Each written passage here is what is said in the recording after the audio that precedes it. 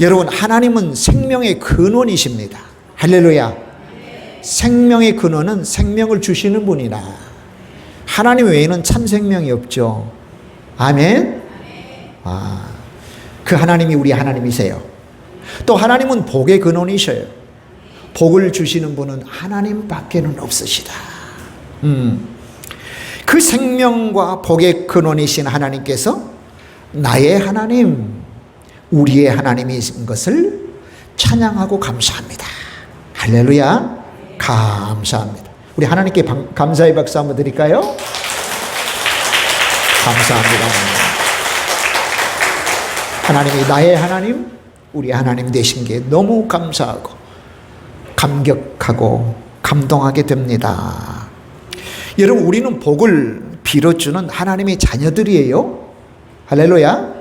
보통 축복할 때에 이 축이라고 하는 것은 한문으로 빌축자를 써요. 복은 복복자. 축복이라고 하는 게 헛간 명사로 쓰여질 수도 있지만 복을 빌어주다의 뜻이 축복이에요. 그러면 이런 거죠. 우리가 복을 빌어주잖아요. 참 잘 되기를 바랍니다. 예수님 믿고 구원받기를 바랍니다. 건강하기를 축복합니다. 복을 빌어줘요. 한마디로 말해 축복한다 그러죠. 축복한다. 그럼 복을 주시는 분은 누구세요? 그렇죠. 그럼 하나님은 복을 주십니다 라고 표현하는 것이 어법에 맞는 것 같아요. 그죠? 하나님께서 축복하십니다 이러면 하나님께서 복을 어떻게 빌어주실까요? 간혹 또 명사로 쓰일 수도 있다면 그건 아주 흔하지 않는 경우거든요. 그러니까 하나님께서 복을 주십니다. 또 저는 여러분을 축복합니다. 나는 너를 축복해. 이러한 표현을 쓰는 것이 어법에 맞다 싶습니다. 여러분, 저주하고 악다구니 하는 입술을 가진 사람들이 아니라 우리는 축복하는 사람들입니다. 할렐루야. 격려하는 사람들입니다. 위로하는 사람들입니다. 찬양하고 감사하는 사람들이 되심을 축하하고 축복합니다. 참 힘들었죠. 위로해요. 하나님의 은혜가 꼭 임하기를 바랍니다. 이건 하나님의 사람들만 할 수 있는 거예요. 하나님의 자녀된 자의 표시예요. 축복하는 일이에요. 격려하는 일이에요. 근데 여러분, 그 축복과 격려와 위로를 우리 자신, 내가 내 자신에게도 해야 되는 거 여러분 아시죠? 아멘. 나는 왜 이렇게 못났어? 나는 왜 이렇게 못됐어? 그게 아니라 많이 위로하고 축복하시길 바랍니다. 나를 위로하고 축복할 줄 알아야죠. 이웃을 위로하고 축복하고 격려할 수 있습니다. 자, 우리가 예수님을 믿어 하나님의 자녀가 된 이후로 지금부터 평생, 지금까지 평생 영원히 우리는 복을 빌어주는 사람으로, 축복하는 사람으로 살아야 됩니다. 하나님의 자녀된 저와 여러분의 입술에서 누추한 말 어울리질 않아요. 욕지거리 어울리지 않아요. 저주의 말 어울리지 않습니다. 자, 그런데 우리가 무조건 축복하면 그 축복이 다 이루어질까요? 아닐 것 같잖아요. 그죠? 그래, 아니에요. 우리가 막 축복한다고 그 축복이 다 이루어지지는 않더라. 예를 들어서 내가 축복하는데 반사하고는 축복을 안 받아들인다면 어떻게 해요? 축복해요. 반사해요. 당신이 내게 축복한 거 안 받아들이렵니다 하면 축복 들어가질 않아요. 마태복음 10장에도 그랬잖아요. 가서 그 가정에 가서 복을 빌라. 그런데 안 받아주면 나와서 발의 먼지를 털어버려. 너하고는 상관없어. 그 말입니다. 또 우리가 빈 축복이 아무에게나 가서 그 사람에게 축복을 빈다고 해서 그 축복이 이루어지질 않아요. 왜? 축복을 받는 당사자가 그 복을 받을 자격, 자세, 태도가 갖춰져야 되죠. 예레미야 17장에는요 문자적으로 복이 눈이 달렸대요. 그래서 복 받을 사람, 복 받지 않을 사람을 가려내요. 복 있는 사람은 마치 시편 1편의 내용과 비슷하죠. 시냇가에 심기운 나무처럼 시절을 쫓아 과실을 맺어요. 모든 하는 일이 형통해. 그런데 저주받은 사람은 마치 사막에 심기운 떨기나무 같아서 복이 오는 것을 보지 못한다 그래요. 그래서 문자적으로는 복이 눈이 달려서 이 사람은 저주받을 사람이야 비켜간다는 거예요. 그 저주받을 사람은 에레미야가 말하기를 하나님을 버린 사람이에요. 사람을 자기 힘으로 삼는 사람이에요. 우상을 자기의 복주는 사람으로 사는 사람이에요. 삼는 사람이에요.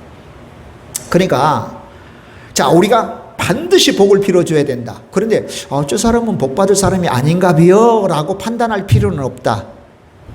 아멘. 무조건. 그건 우리가 알지 못하죠. 복 받을 사람인지 복 받지 않을 사람인지 알지 못하므로 우리는 그저 축복의 사람으로 그저 축복하는 일, 그저 위로하는 일, 격려하는 일. 할렐루야. 그럼 저와 여러분도 복을 받아야 되지 않습니까? 그러면 우리가 복을 반사해서도 안 되고 아멘 하고 받아들여야 되는데, 문제는 그 복을 받아들일 수 있는 조건이 되느냐는 거죠. 자세와 태도가 되느냐는 거죠. 그게 이제 오늘 본문을 통해서 살펴볼 내용이에요. 오늘 여호수아는 갈렙을 축복했다고 했습니다. 갈렙을 축복했다고 했어요.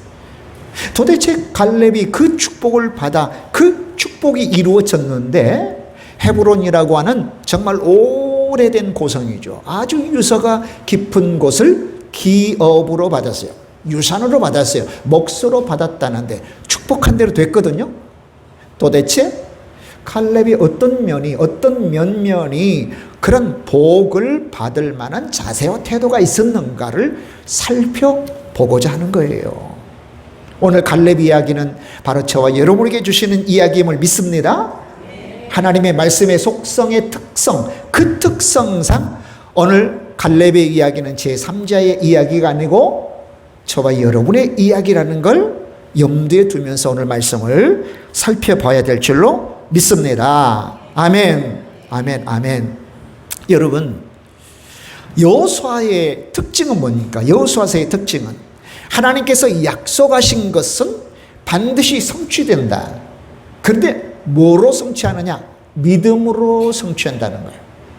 이게 여호수아서가 우리에게 말하는 거예요. 하나님의 약속, 복 주심하고 약속한 거 성취되는데 반드시 믿음으로만 성취돼요. 거저는 아니에요. 그 우리가 쟁취해야 돼요. 믿음을 가지고 쟁취해야 돼요. 이게 여호수아가 이야기하는 대목이에요. 이게 400년 전에, 무려 이때로부터 400여 년 전에 조상들에게 요 젖과 꿀이 흐르는 가나안 땅을 주겠다. 왜 젖과 꿀이 흐르는 땅이라고 그랬을까요, 여러분요? 물론 거기에 초지도 많아, 또 양이나 염소나 또 소가 밀크를 많이 내기도 하고, 또 꿀은 뭡니까? 과일이 풍성해서 이렇게 꿀처럼, 우리가 이제 벌도 이제 야생꿀을 내지만 보통 이스라엘에서 말하는 꿀은 그 야생꿀보다는 아주 달콤한 과일을 이야기해요. 그 과일이 많다고 하는 거거든요. 또 하나는 뭐냐면 단순히 문자적으로 그런 아주 복된 땅이라기보다는 어떤 영적인 의미가 있냐면은 하나님께서 간섭하시는 땅이란 말이에요. 젖과 꿀이 흐르는 땅은 하나님께서 간섭하시는 곳이다. 그래서 신명기 11장에 보면 애굽과 비교를 해요.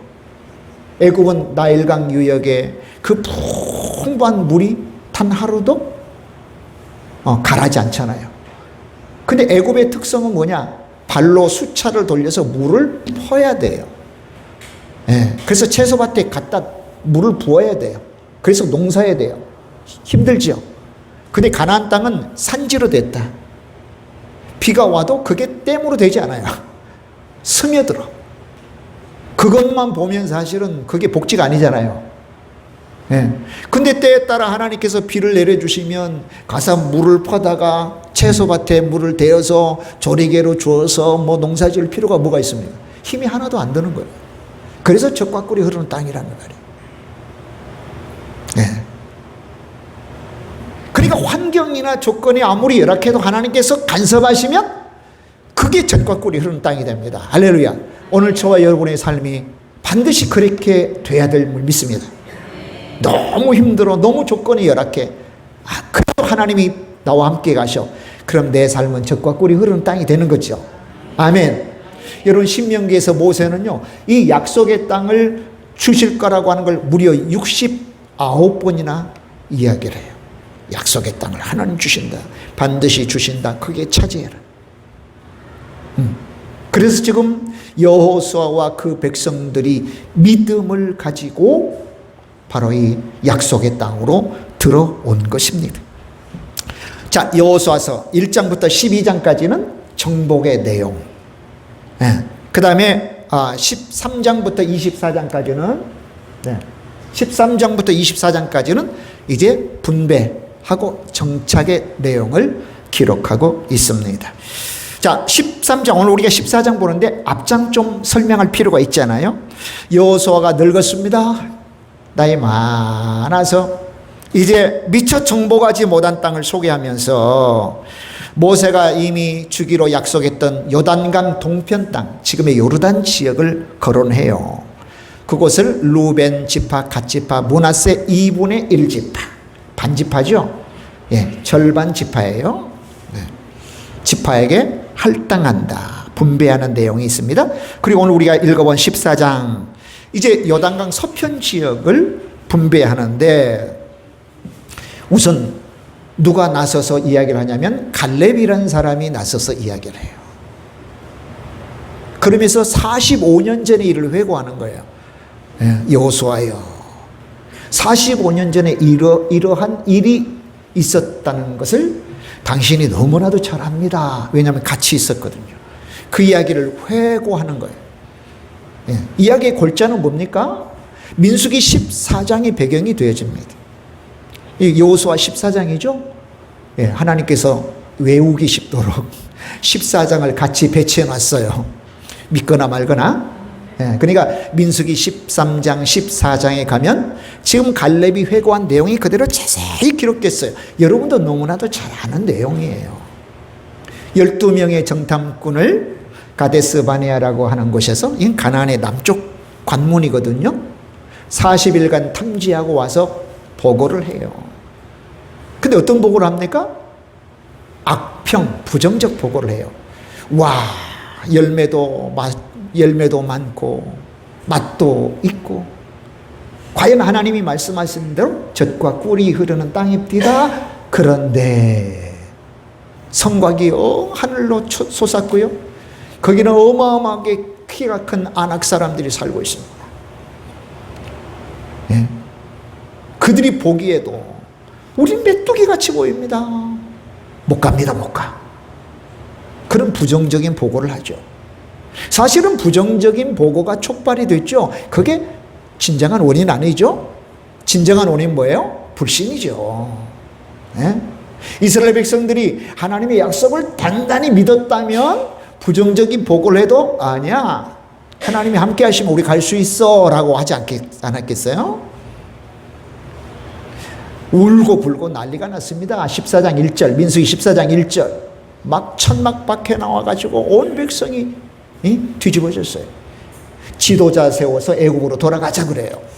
여러분, 이건 하나님을 반역해도 이런 반역이 있습니까, 여러분?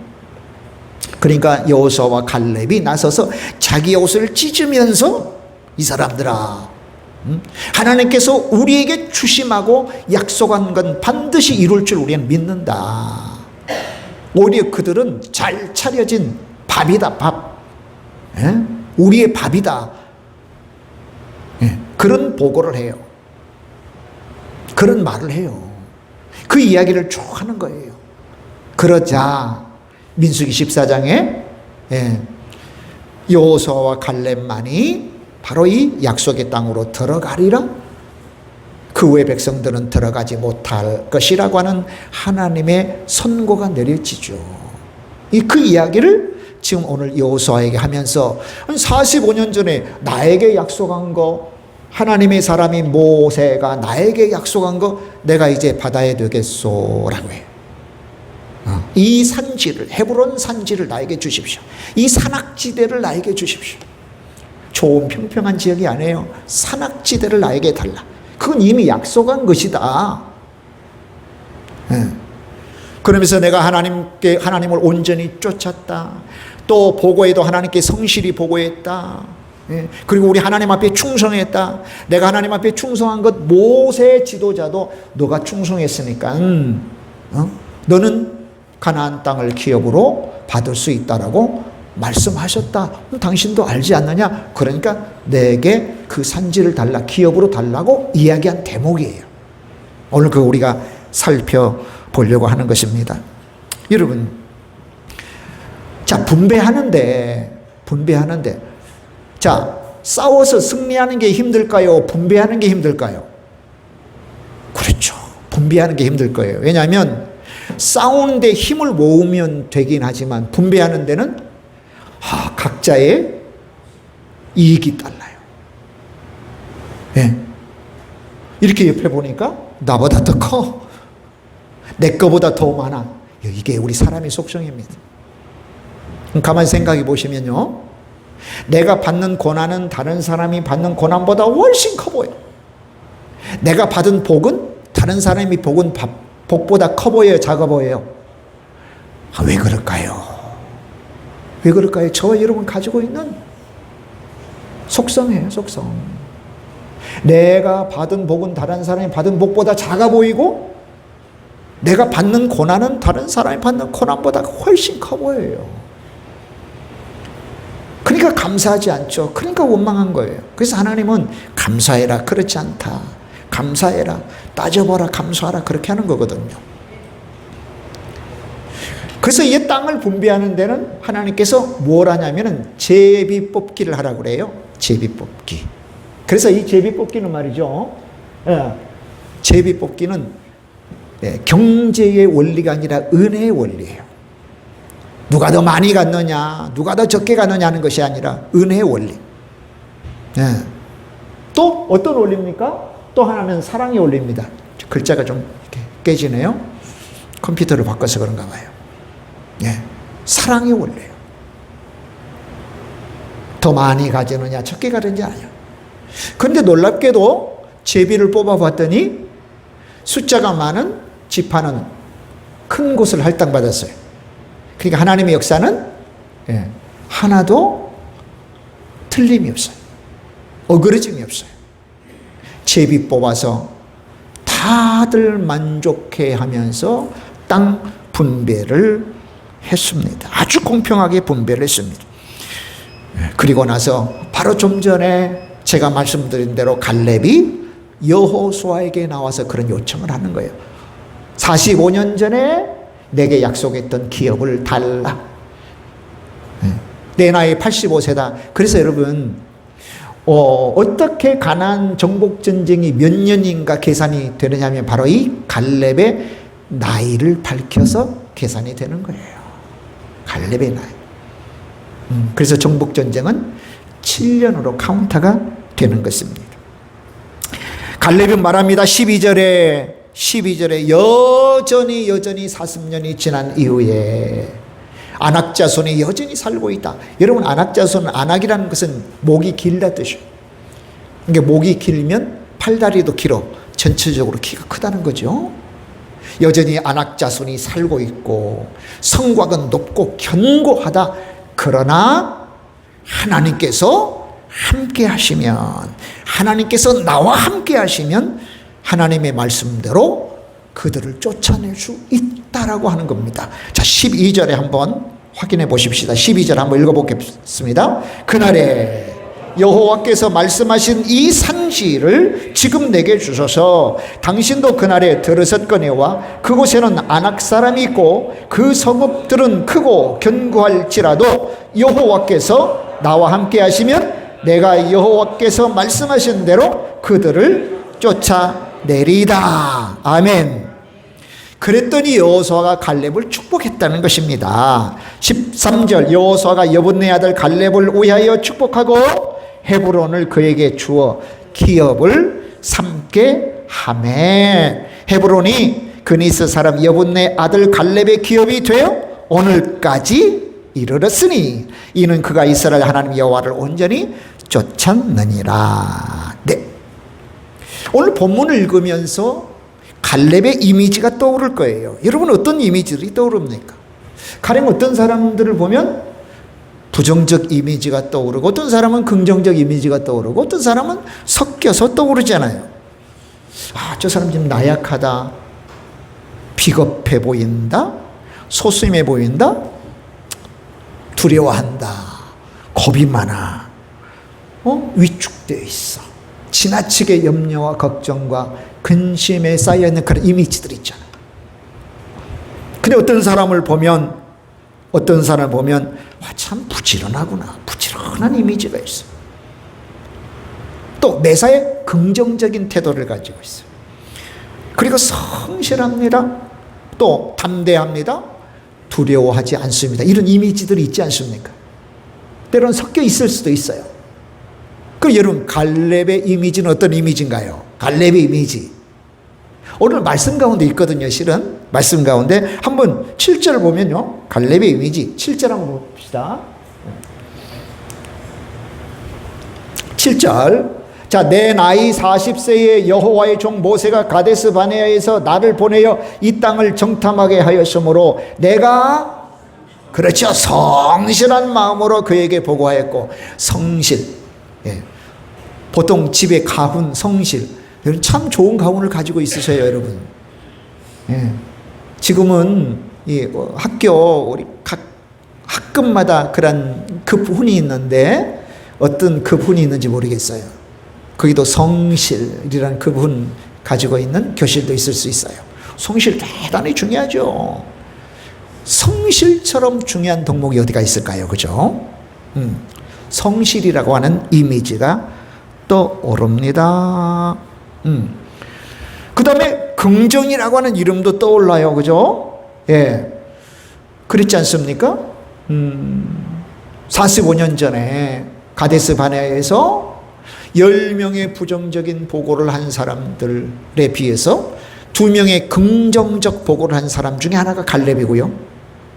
온 백성이 울며 불며 새로운 지도자를 뽑아서 애국으로 돌아가자 할 때 자기의 옷을 찢으면서, 아니다, 우리 들어가서 우리가 차지할 수 있다, 하나님이 정해놓으신 거라면 기뻐하시면 그 가나안 땅 우리 거가 된다. 대단히 긍정적인 거예요. 여러분 긍정이라는 것도 하나님 안에서의 긍정이 있는가 하면 하나님 밖에서의 긍정이 있어요? 헷갈리면 안 돼요. 헷갈리면 안 됩니다. 긍정이 무조건 좋은 긍정이 있는 건 아니에요. 그저 나의 마음을 훈련하고 연단해서 긍정적인 마음을 가져야지, 긍정적이야지, 그거 아니에요. 성경 안에서의 긍정은 뭡니까? 그 기초가 하나님이어야 돼요. 할렐루야. 하나님이 약속하셨으므로 나는 긍정해. 하나님이 함께 하심으로 긍정해. 하나님이 도와주실 거니까 긍정해. 아멘. 하나님께서 내 기도를 들어주실 거니까 긍정해. 이것과 그저 심리학적 기법, 기능으로, 테크닉으로 긍정의 마음을 자꾸 가지자라고 하는 건 완전히 질적으로 달라요. 예. 우리는 하나님 때문에 긍정하는 거죠.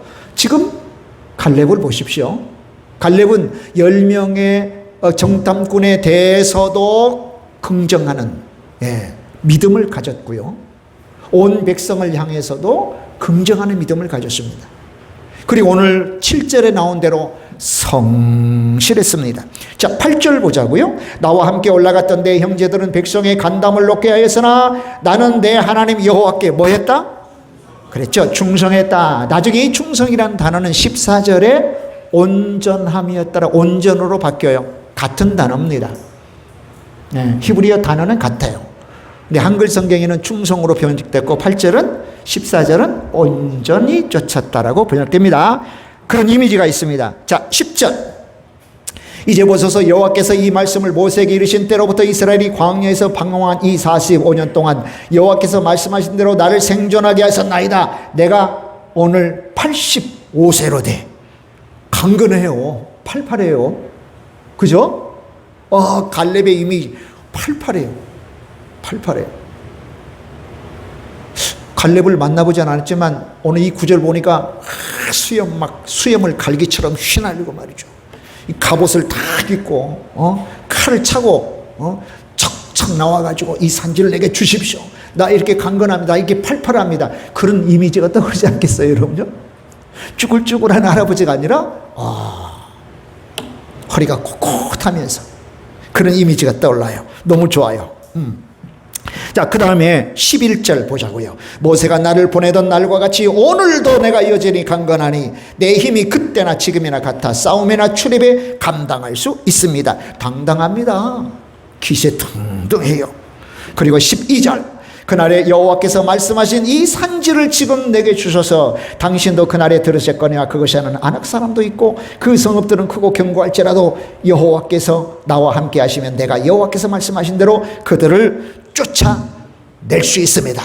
굳센 의지를 가진 갈렙의 이미지를 우리가 생각해 볼 수가 있습니다. 생각해 볼 수 있어요.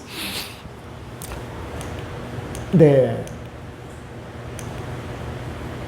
그렇습니다. 여러분, 오늘 이 갈렙을 보니까 여호수아가 축복하든 누가 축복하든 축복하면 그 축복을 받을 만해요. 성실하죠. 믿음의 긍정적인 태도를 가졌죠. 강건하죠. 기세 등등하죠. 굳센 의지가 있죠. 하나님께서 복을 주셔도 그 복을 잘 관리할 수 있는 그런 모습을 갈렙이 가지고 있어요. 오늘 하나님께서 저와 여러분에게 복을 주신다면 과연 저와 여러분도 이러한 미덕들 요소들을 가지고 있을까? 예, 가지고 있음을 믿습니다. 오늘 말씀을 통해서 더 많은 미덕들, 하나님이 주신 복을 받아 관리하고 나눌 수 있는 그런 자세와 태도를 더욱더 갖추게 될 줄로 믿습니다. 아멘. 우리 또한 갈렙처럼 우리가 정복해야 할 산악지대 같은 이 세상, 산지 같은 이 세상, 여러분 우리가 정복해야 될 곳 평지가 아니에요. 마음만 먹으면 쉬운 곳이 아니에요. 우리 학생들 정복해야 될 산악지대 얼마나 많이 힘쓰고 애쓰고 공부해야 됩니까? 또 우리 학생 때는 잠이 그렇게도 많아요. 그 잠을 쫓아내면서 공부해요. 오늘도 예배에 참여하는 우리 리더들 축복합니다. 학원에서 오라고, 부모님 또 어디 가서 공부해라고. 아니에요. 나 하나님 앞에 예배하고 예배드리고 공부해야 돼요. 산악지대예요. 결코 쉽게 정복될 수 있는 곳이 아닙니다. 그러니까 우리 리더들을 위해서 기도 많이 해야 됩니다. 표가 있어요. 여러분, 믿음 1등, 성품 1등, 실력 1등을 갖춘 리더가 되죠.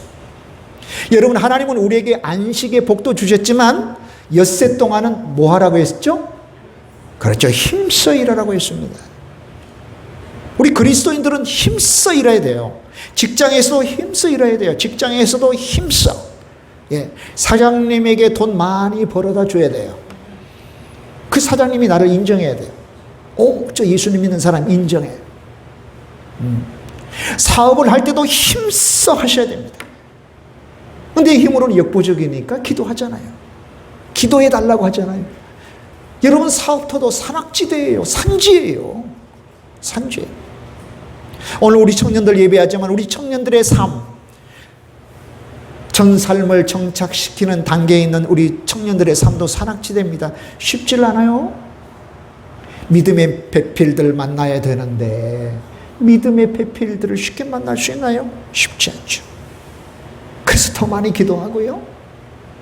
나 또한 믿음의 좋은 배필들 될 수 있도록 준비해야 된다. 할렐루야. 아멘. 힘차게 아멘. 우리 청년 여러분을 축복합니다. 좋은 믿음의 배필들을 기도하면서 구한다면 여러분도 믿음의 배필 꼭 되시길 바랍니다. 꼭 되시길 바랍니다. 돈 많이 없을 수 있어요. 그러나 믿음은 부여할 수 있잖아요. 어디 뭐 앞꼭지 뒷꼭지 어디가 부족합니까, 여러분? 부족한 게 하나도 없어. 그러니까 믿음은 이 세상 그 누구보다 부자일 수 있다. 하나님으로는 그 누구보다 나 부자일 수 있다. 돈은 좀 부족할 수 있어. 근데 믿음은 부여해. 그럴 수 있잖아요. 그런 믿음으로 준비해야 돼. 그런데 산악지대예요. 몰려오는 세파가 얼마나 거센지요. 얼마나 많이 미혹하고 유혹하는지 몰라요. 그래서 갈렙처럼 저와 여러분이 그 산악지대를 정복해야 비로소 그곳이 바로 내 기업, 우리의 기업이 된다고 하는 그런 사실입니다. 할렐루야. 아멘. 아멘, 아멘, 아멘. 그러면 어떤 갈렙을 축복했고 어떤 갈렙이 그 축복이 이루어지도록 했나? 첫 번째로요, 갈렙은 어떤 사람이냐면은 성실한 사람이었습니다. 7절 한번 보겠습니다. 내 나이 40세의 시작. 모세가 가데스바네아에서 나를 보내어 이 땅을 정탐하게 하였으므로 내가 성실한 마음으로 그에게 보고하였고. 예, 말씀 배경은 민수기 13장 14장입니다. 14장입니다. 자, 여러분, 성실한 마음이라는 건 뭐냐면, 성실하다고 하는 것은 있는 그대로란 뜻이에요. 있는 그대로. 자, 마음에 있는 그대로. 별반 차이가 없는 것 같은데 대단히 차이가 있죠. 자, 보고합니다. 10명이 보고했습니다. 민수기에서는 악평했다고 했어요. 그랬더니 온 백성이 울며 불며 야단났죠. 그 다음에 여호수아와 갈렙이 보고하는 거예요. 말하는 거예요. 그렇지 않다. 그렇지 않다. 그때는 보십시오. 10명이 아니야, 우리는 못해라고 보고한 걸 여호수아도 듣고 갈렙도 듣고요. 온 백성들이 지금 울며 불며 난리 나고 뒤집어진 걸 보잖아요. 그러면 내 생각이 좀 틀렸나? 처음에는 여전한 마음으로 하나님이 주실 거야라고 왔지만 그 장면들을 보고 나서 마음이 바뀔 수 있는 여지가 있어요, 없어요? 있죠. 근데 안 바뀌었다는 거예요.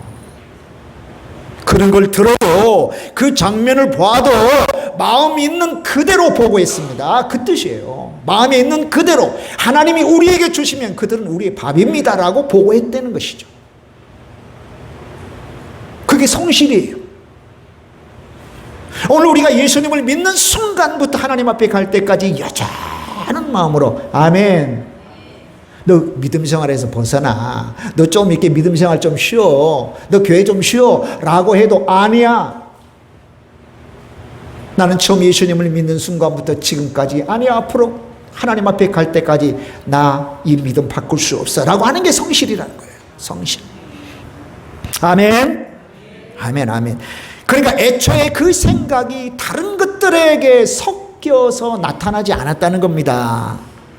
마음에 있는 그대로 보고했습니다. 하나님의 약속대로 본 것을 그대로 보고한 것입니다. 우리가 예수님을 나의 구세주로 영접하고 믿기로 한 이후부터 어떤 핍박이 와도 굴하지 않는 거예요. 이게 성실함이. 6.25 발발한 지 74주년 됐어요. 참 기가 막히죠. 아직 우리는 종전이 아닙니다. 전쟁이 쫑난 거 아니에요? 휴전입니다. 휴전.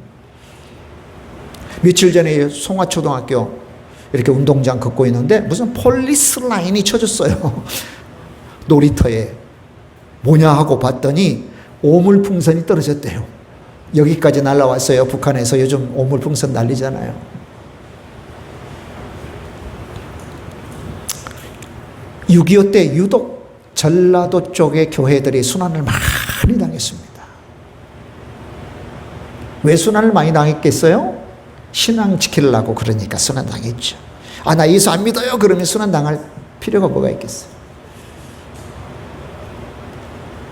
여러분도 들어봤음직한 이야기. 공산군이 쳐들어왔어요. 예배 드리는데 다 나오라고 그래요. 예수님의 초성화 교회 마당에 던져놓고 요거 침 뱉고 밟고 지나가면 살려준다.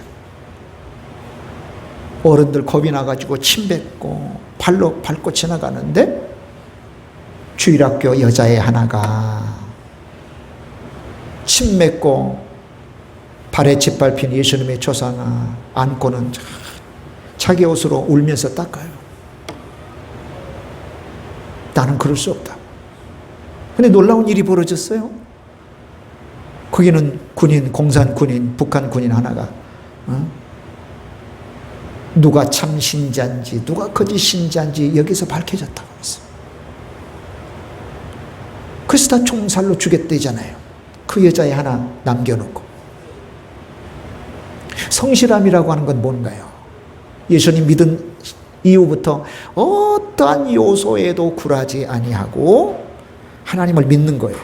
그래서 요한계시록 21장 8절에 보면 두 번째 사망, 둘째 사망이 지옥 형벌인데 불과 유황 바다에 던져질 사람이 첫 번째가 두려워하는 사람이 언급돼요.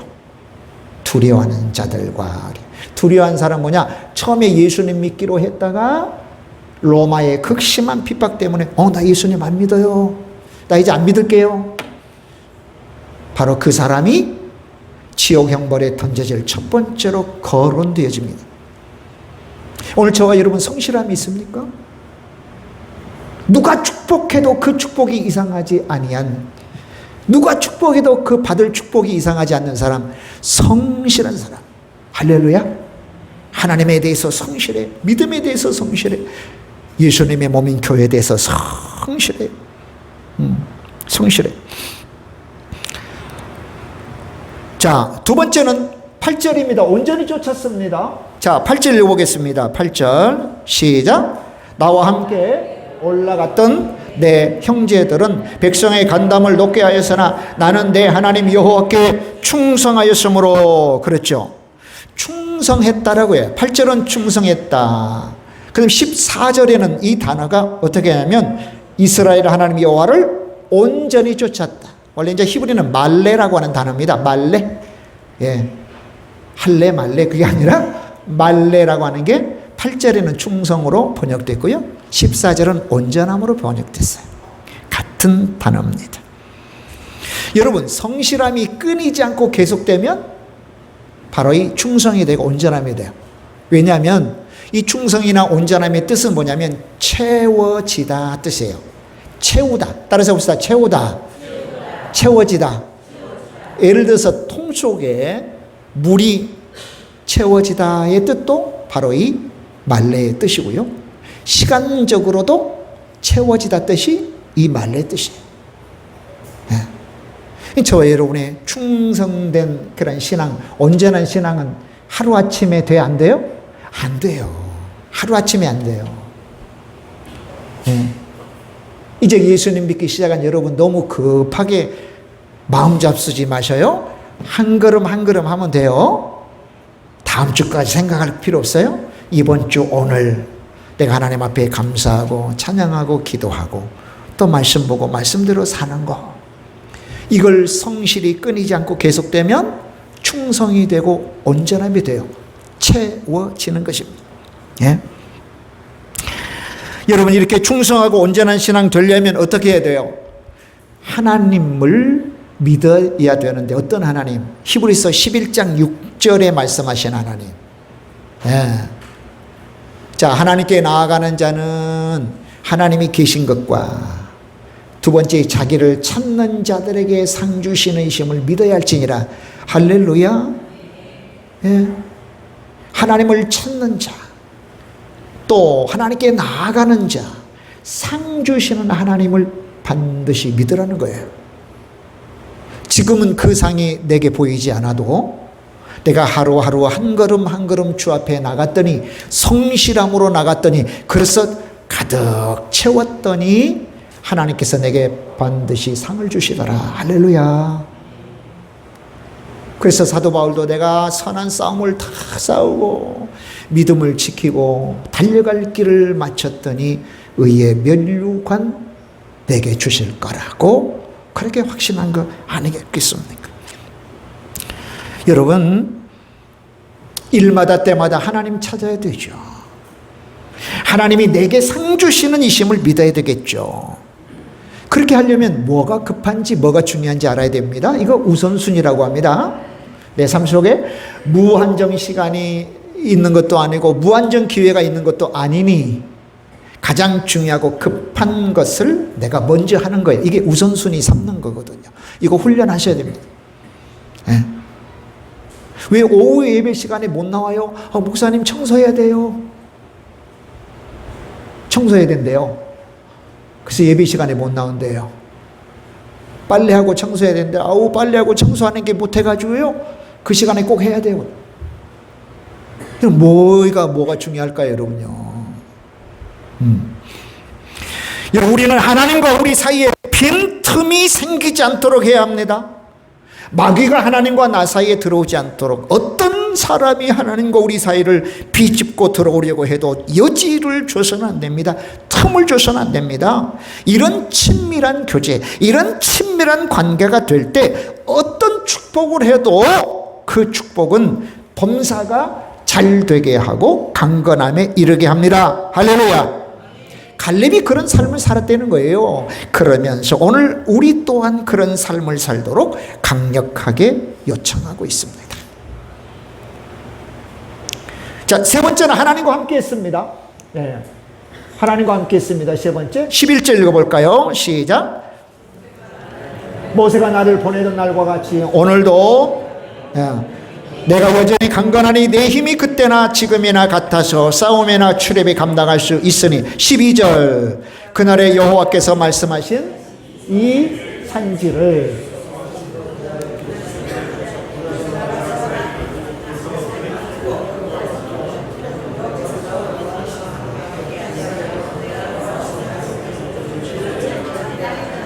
아멘. 하나님께서 함께 하셨기 때문이죠. 갈렙의 나이 85세인데 그런데 강건해요. 팔팔해요. 하나님께서 함께 하셨기 때문에 그렇습니다. 물론 여전히 하나님과 함께 하는데 육체적으로 팔팔하지 않을 수 있잖아요. 성경에도 그런 신앙의 사람들 더러 소개됐잖아요. 사도 바울이 그랬고 디모데 목사가 그랬습니다. 그들은 하나님과 함께 하지 않아서 몸에 가시가 있었습니까? 하나님이 함께하지 않아서 위장에 문제가 있었습니까? 그렇지 않거든요. 갈렙의 경우 산지를 정복할 수 있을 만큼 여전히 85세지만 육체적으로 강건했다. 육체적으로 팔팔했다는 것입니다. 그 이유가 하나님이 함께 하셨기 때문이라. 물론 육체적으로만 팔팔하면 됩니까? 그렇지 않죠? 정신적으로, 영적으로 강건해야 되겠죠. 아멘. 바울은 영적으로, 정신적으로 강건했습니다.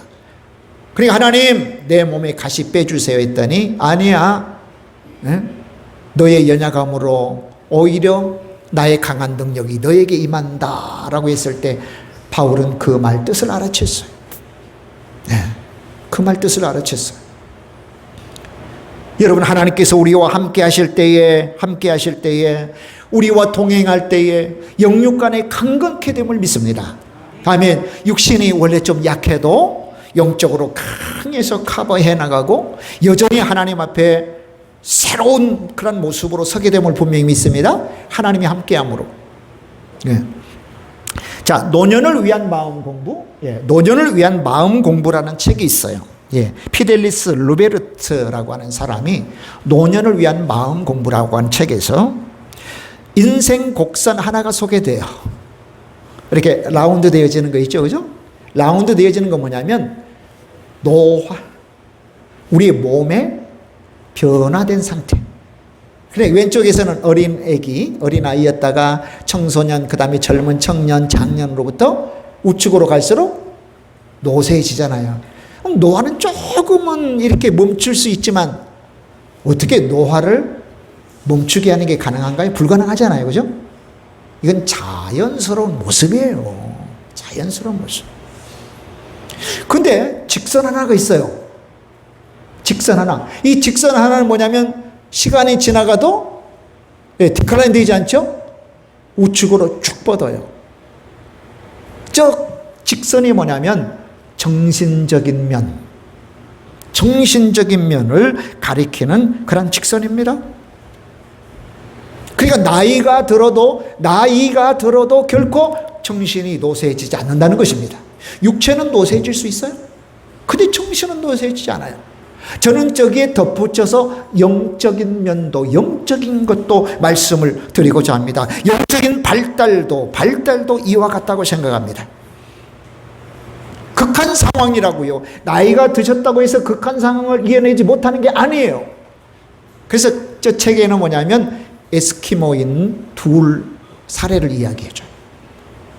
70, 80 먹은 두 여인을 눈밭에다 던져놓고 왔더니 며칠 뒤에 아니 굶어 죽을 것 같았어요. 근데 웬걸요? 자기가 가지고 있는 옷에 실을 빼가지고 물고기를 잡아가지고 더 생생하게 살아있는 거예요. 지혜를 이용한 거죠. 나이가 들었다고요? 아니요. 조금 기능은 축소될 것입니다. 분명히. 왜? 노화라고 하는 것은 자연적. 하나님이 우리에게 주신 지극히 자연적인 현상이니까요. 그러나 정신적인 면과 영적인 면은 우리가 어떻게 하느냐에 따라서 계속 발달합니다. 더 활성화가 되어집니다. 모든 것이 끝장이라고 하는 순간에 여러분 정신적인 활동도 멈춥니다. 영적인 활동도 멈춰요. 잘 들으셔야 돼요. 난 이제 퇴직했어. 이제 인생을 마무리하며 살 거야. 그렇게 생각하지 말라는 것입니다. 어쩌면 지금 100세 시대라고 하는데요. 거의 지금 90세 이상 2년세에 100세가 넘으신 분이 10,000명이 넘어요, 여러분요. 2년세 100세가 넘으신 분이. 지금 120세 살 수도 있어요. 그러면 여러분 이제 60세 또는 70세에 퇴직하고 이제 나는 인생을 마무리하면서 그냥 살 거야. 그렇게 단순히 생각했다가는 이제 큰일 납니다. 30년, 40년을 여러분 어떻게 사실 겁니까? 그러니까 이 회사에서 퇴직을 해도 더 정신적 활동, 영적 활동을 더 많이 해야 된다, 적게 해야 된다? 그렇죠. 많이 해야 된다. 많이 해야 된다. 나 회사 다니면서 내가 이제 성경을 제대로 못 봤으니까 성경 공부해야 돼. 어성경 하기 시작했어.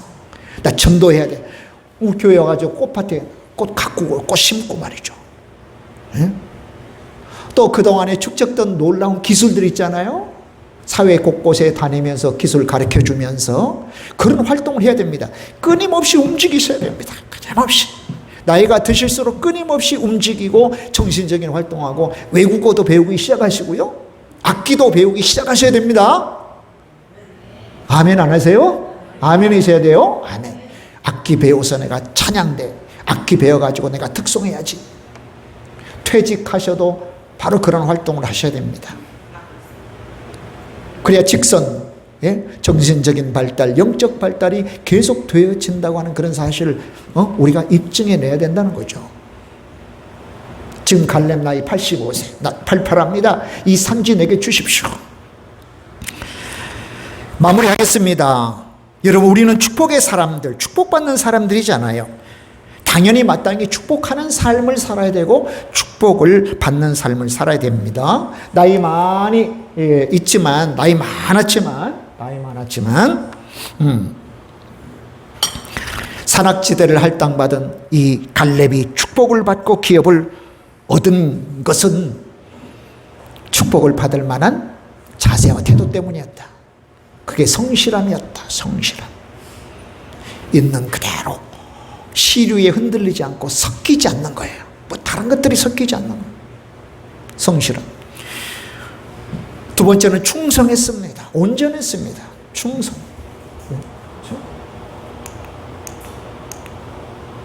온전했습니다. 성실함이 계속 하루 이틀 계속되어지면 채워지죠.